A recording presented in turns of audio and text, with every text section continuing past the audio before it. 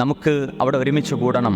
അള്ളാഹുവിൻ്റെ അർശിൻ്റെ തണലിൽ ഏറെ ആദരിക്കപ്പെടുന്നവരുടെ കൂട്ടത്തിൽ ഇതുപോലെ നമ്മളെ സ്നേഹിക്കുന്നവരുടെ കൂടെ, ഈ മാർഗത്തിൽ ഒരുമിച്ച് നടന്നവരുടെ കൂടെ നമുക്ക് വീണ്ടും അവിടെ വെച്ച് കണ്ടുമുട്ടേണ്ടതുണ്ട്.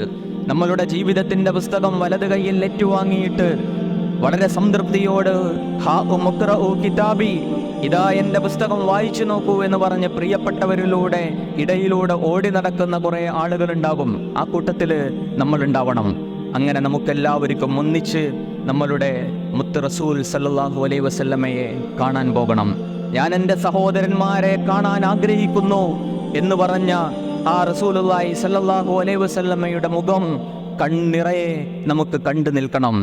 നാഥനിലേക്ക് ഉയർത്തിയ കൈകൾ, നമുക്ക് വേണ്ടി നാഥനിലേക്ക് ഉയർത്തിയ ആ കൈകളെ സന്തോഷത്തോടുകൂടി നമുക്ക് നോക്കി നിൽക്കണം. നമുക്ക് വേണ്ടി തോയിഫിൻ്റെ തെരുവിൽ ചോരയൊഴുക്കിയ ആ പാദങ്ങളെ ആദരവോടെ കാണണം.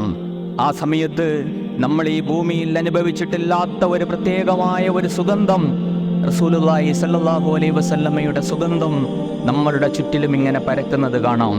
സ്വർഗത്തിൻ്റെ വാതിലുകൾ തുറക്കപ്പെടുകയാണ്.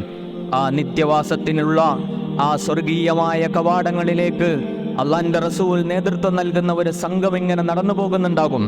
അമ്പിയാക്കളും ശുഹദാക്കളും സിദ്ദീഖീങ്ങളും സ്വാലിഹീങ്ങളുമായ ഒരുപാട് ആളുകൾ ആ സംഘത്തിന് ഇങ്ങനെ മുന്നോട്ട് പോയിക്കൊണ്ടിരിക്കുമ്പോൾ അതിൻ്റെ പിറകിൽ നമ്മളും ഉണ്ടാകണം. നമ്മൾ മാത്രമല്ല, നമ്മളുടെ പ്രിയപ്പെട്ടവരുടെ കൈയും പിടിച്ച് ആ സ്വർഗത്തിലേക്ക് പോകുന്ന ആ ഒരു സ്വപ്നം, അത്തരത്തിലുള്ള കാഴ്ചകൾ നമ്മളുടെ മനസ്സിൽ നിറഞ്ഞു നിൽക്കുമ്പോൾ വളരെ സന്തോഷത്തോടെ ആനന്ദത്തോടെ ഈ സംഘത്തോടൊപ്പം നമുക്ക് നിലയുറപ്പിക്കാനും മുന്നോട്ട് പോകാനും കഴിയും.